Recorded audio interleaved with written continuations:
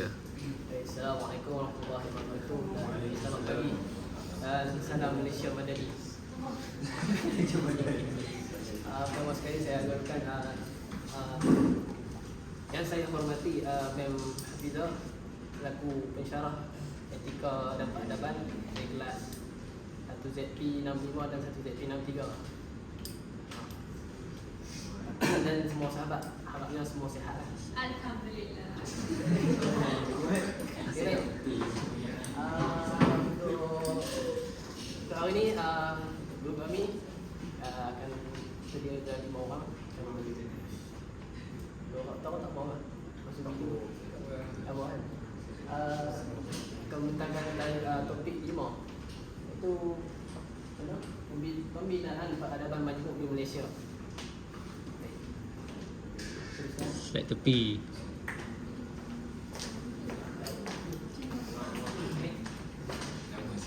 Tadi perkenalkan diri tu.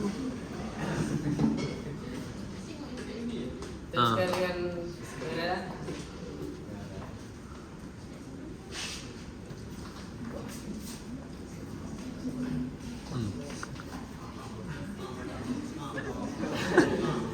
Bagi Wan baca. Okay, untuk pengenalan, peradaban majmuk di Malaysia adalah gabungan daripada beberapa peradaban besar dunia yang bergaul dengan tergarap melalui perjalanan sejarah di alam Melayu. Penggunaan peradaban ini didahului oleh peradaban pribumi alam Melayu. Peradaban Melayu menjadi keras kepada peradaban majmuk Malaysia. Diikuti peradaban Asia setelah kemasukan para pedagang dari India, China dan Timur Tengah telah membuka ruang interaksi dan jaringan peradaban yang lebih luas di tanah Melayu. Kemudian disusuli dengan kemasukan kuasa penjajah barat seperti Portugis, Belanda dan Inggeris telah membawa kepada berlakunya interaksi dan jaringan peradaban yang lebih terancam. Penjajahan Inggeris telah membawa lebih ramai pekerja asing dari India dan China, telah memungkinkan berlakunya pengukuhan peradaban India dan China. Era globalisasi telah membawa berlakunya kacukan pelbagai punca peradaban tanpa sepadan melalui jaringan digital yang kompleks. Kesemua pengaruh peradaban luar ini telah membentuk peradaban majmuk di Malaysia hari ini. Maknanya, kita boleh buat kesimpulan yang peradaban kat Malaysia ni bermula dengan peradaban Melayu, dan setelah itu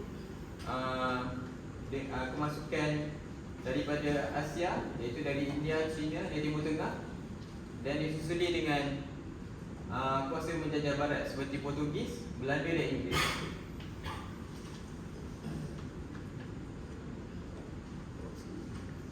Bodoh dari bawah tu asal bodoh.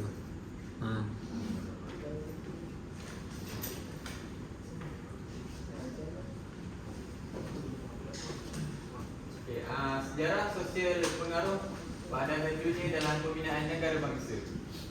Sejarah di alam Melayu.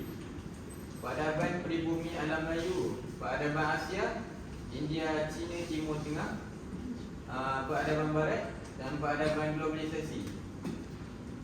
Dan ada juga peradaban beridentitikan Malaysia, iaitu kemerdekaan bangsa dan pembinaan negara bangsa.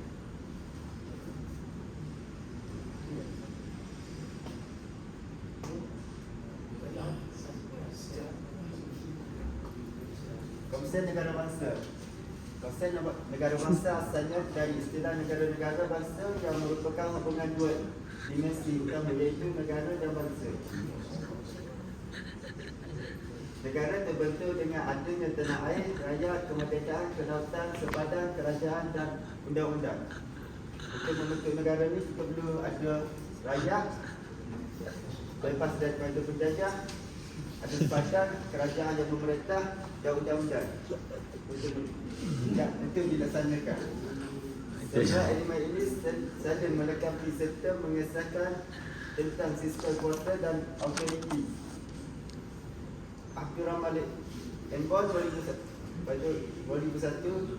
konsep negara bangsa di Eropah bermula apabila lahirnya kelompok bangsa yang menentang kuasa Belanda dan proses membentukkan sistem baru yang dipanggil kapitalis. Kejayaan sistem kapitalis membolehkan mereka berkuasa dan membentuk sebuah negara moden yang mempunyai sepadan atau wilayah dan bangsa yang tertentu. Misalnya di Eropah, bahasa Inggeris muncul lebih awal sebelum bahasa Eropah dan negara Inggeris moden. Negara bangsa adalah di mana budaya majoriti rakyatnya memiliki kesedaran kesatuan identiti nasional.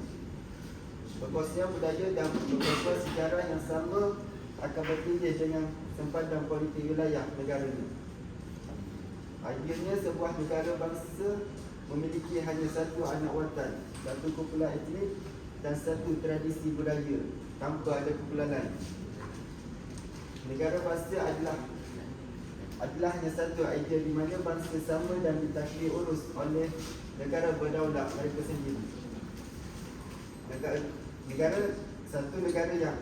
Satu negara hanya mengandungi satu bangsa. Perikutan ini menerbit Agreement 1987 melalui konsep Military Community mengatakan pertempuran tentang betul negara bangsa akan diutamakan dengan kemerdekaan di mana jadi bangsa itu menjadi satu bangsa seperti Indonesia.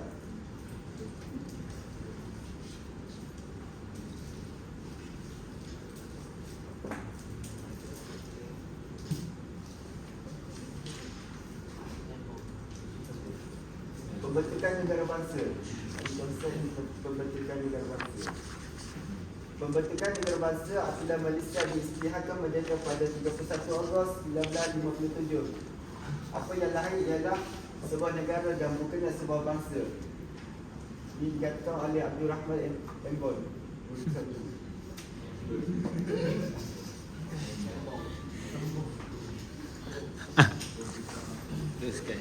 Apabila Malaysia terbentuk pada 16 September 1963, apa yang wujud ialah negara Malaysia yang dan bukannya bangsa Malaysia. Dikatakan oleh Abdul Rahman Embol.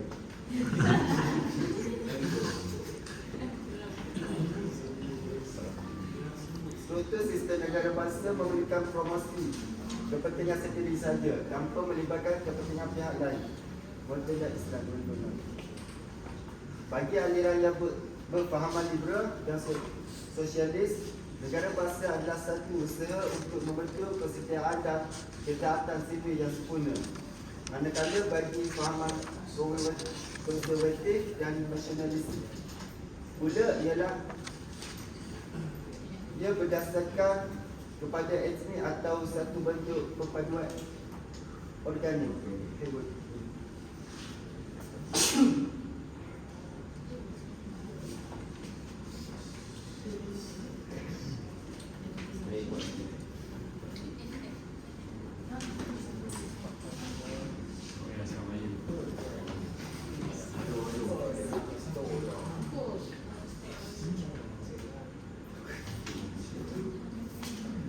Pembentukan negara bangsa, satu bangsa, satu negara. Satu keadaan ini bertitik tolak daripada satu ras membentuk bangsa dan melahirkan satu negara. Justru itu ia akan melahirkan sebuah negara bangsa. Sebagai contoh, bangsa Jepun membentuk negara Jepun, bangsa Jerman membentuk negara Jerman. Jemang. 20 bangsa tanpa sepadan. 20 bangsa tanpa negara.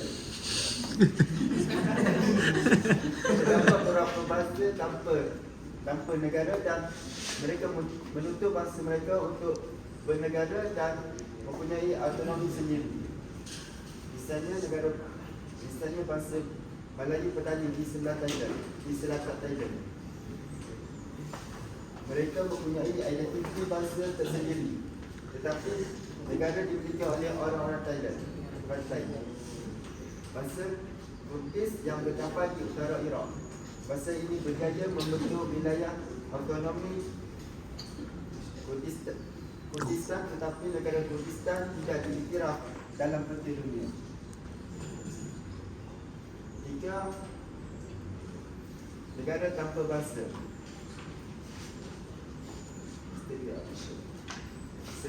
Senario ini berlaku apabila wujudnya sesebuah negara yang diperakui kedaulatannya tetapi tidak jelas dari segi identiti bangsa yang dibina. Kewujudan negara sebegini boleh dirujuk dalam konteks Malaysia. Malaysia lahir sebagai sebuah negara yang terdiri daripada pelbagai jenis kumpulan etnik yang mengekalkan identiti masing-masing. Satu bangsa Malaysia masih belum terbina.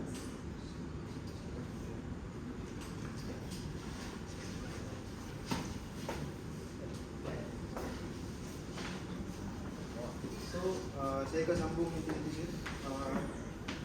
Bentuk negara Malaysia. Bentuk negara bangsa.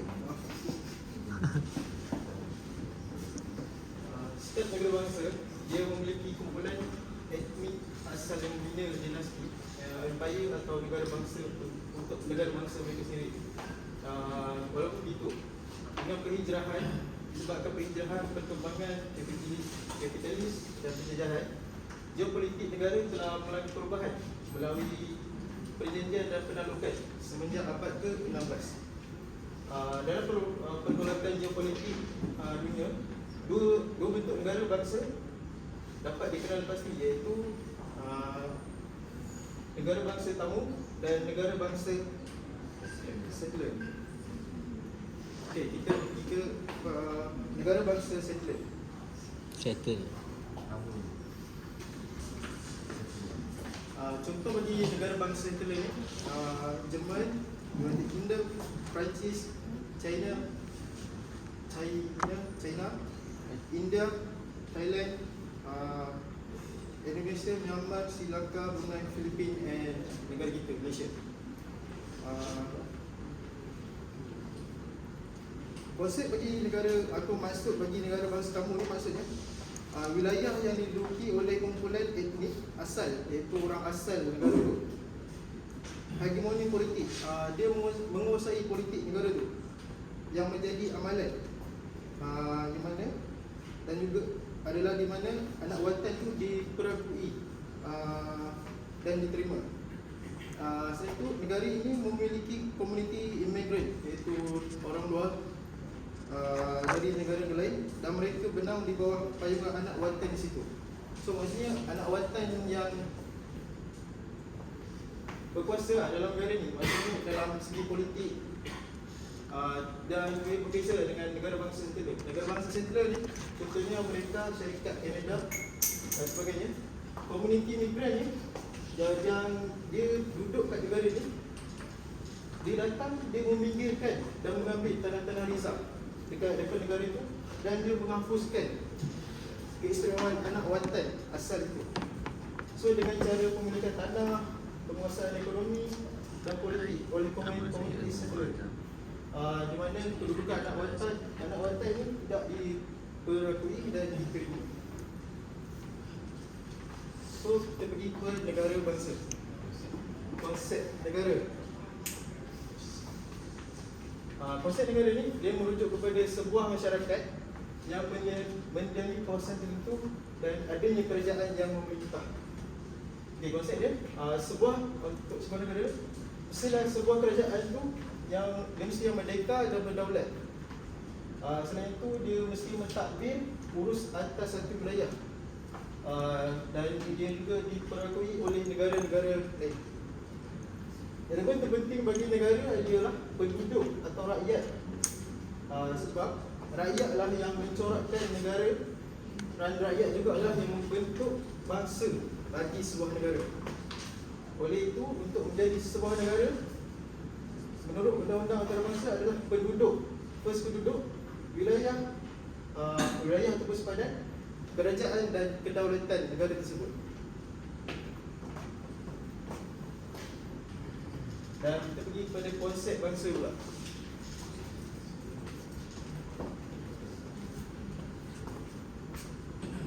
Daripada sudut sejarah, istilah bangsa berasal daripada perkataan Latin yang membawa maksud lahir.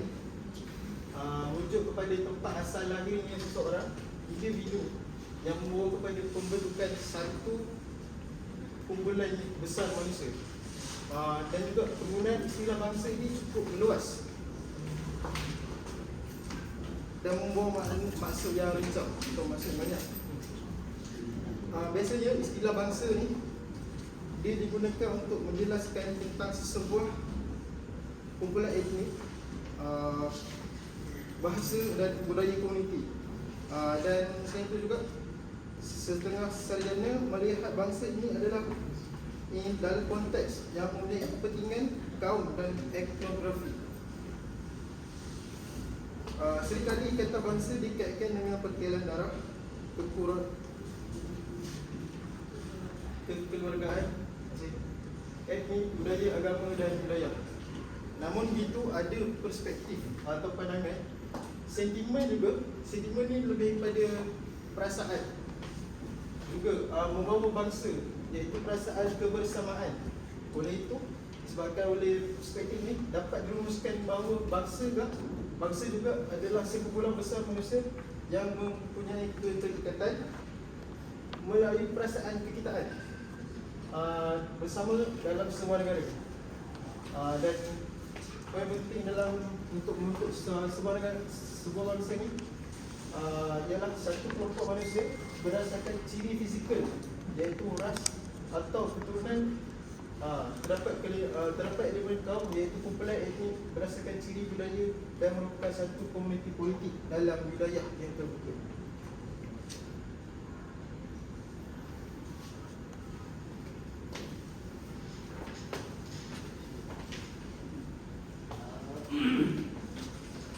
Seterusnya pembentukan negara bangsa. Paling pertama, satu bangsa satu negara. Satu bangsa satu negara. Uraian satu ras membentuk bangsa dan melahirkan satu negara. Ras ni kalau merujuk kepada saya tadi sempat rujuk sama lima bahasa je. Ras ni dia kata puak. Puak. Tapi dalam kita punya rujukan tu, etika dan peradaban tu dia kelompok. Lebih kurang je tu. Lebih kurang je. Yalah, kita orang Melayu. Antara contoh satu bangsa satu negara ni. Bangsa Jepun membentuk negara Jepun. Bangsa Jerman membentuk negara Jerman. Lepas ada dia punya bangsa pride dia. Dia satu bangsa satu negara. Jepun bangsa Jepun, Jerman bangsa Jerman.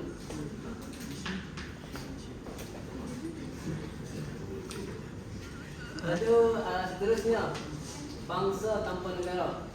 Ini yang kita ketahui. Ini membentuk hak untuk bernegara dan mempunyai autonomi sendiri. Sebagai contoh, bangsa Melayu Petani di Selatan Thailand.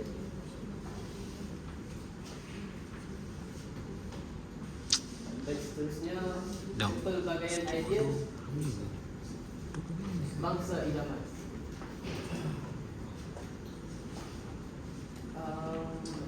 Sebuah negara bangsa adalah a project work in progress dan sentiasa berlaku contestation bangsa dalam negara itu hingga yang wujud adalah negara, tetapi bangsanya tidak terbina di Malaysia.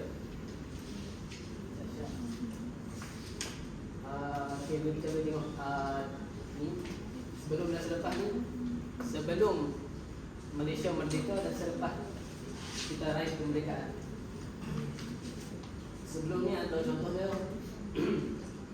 pelbagai idea yang ada, konsep Melayu Raya, konsep negara Islam, konsep masyarakat majmuk, Malay Plural Society.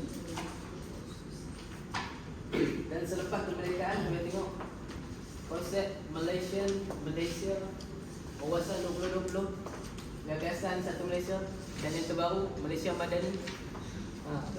Termasuk sekali ni.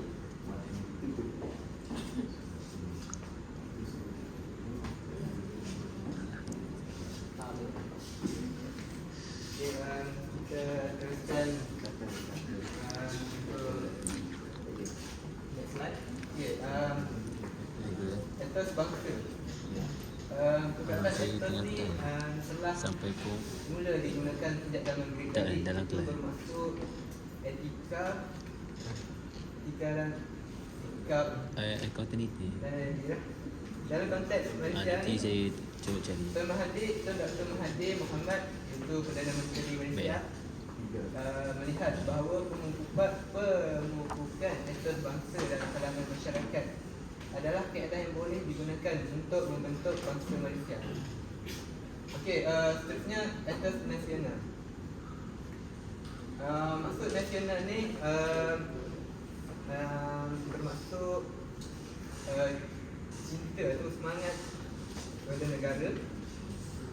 Etos nasional adalah ciri-ciri masyarakat setempat yang mengikat seseorang individu dengan individu yang lain dan yang mengikat rakyat dengan negara melalui perkongsian nilai perasaan dan semangat kepercayaan dan identiti bersama. Okay, setiap bangsa memiliki warisan etnik simbolisme dalam jangka pensejarahan panjang seperti bendera, bahasa, pakaian seperti Melayu lah, pakai baju Melayu. Negara India ni pakai sari. Negara China ni Cheongsam. sama.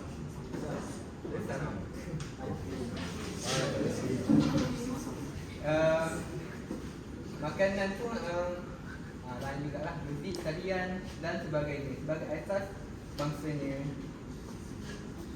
Okey, kesimpulannya, pembinaan negara bangsa dalam kerangka pembentukan bangsa Malaysia merupakan suatu proses yang panjang yang telah menemui pelbagai barang yang ada dalam konteks dalaman maupun luaran. Oleh yang demikian, ia menuntut kesedaran dan keikhlasan pada setiap warganya tentang kesatuan dan persamaan identiti punya yang membentuk etos bangsa Malaysia. Ia semestinya bertunjang kepada peradaban bumi bumi sebagai teras dan menerapkan budaya peradaban yang pelbagai dengan pematuhan dan kesetiaan kepada institusi dan simbol kenegaraan bagi menjayakan pembentukan bangsa Malaysia yang diimpikan bagi menerajui kejayaan peradaban Malaysia yang gemilang.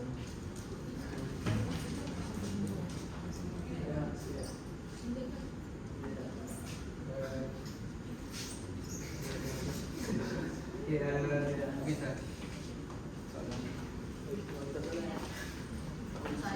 Ada soalan?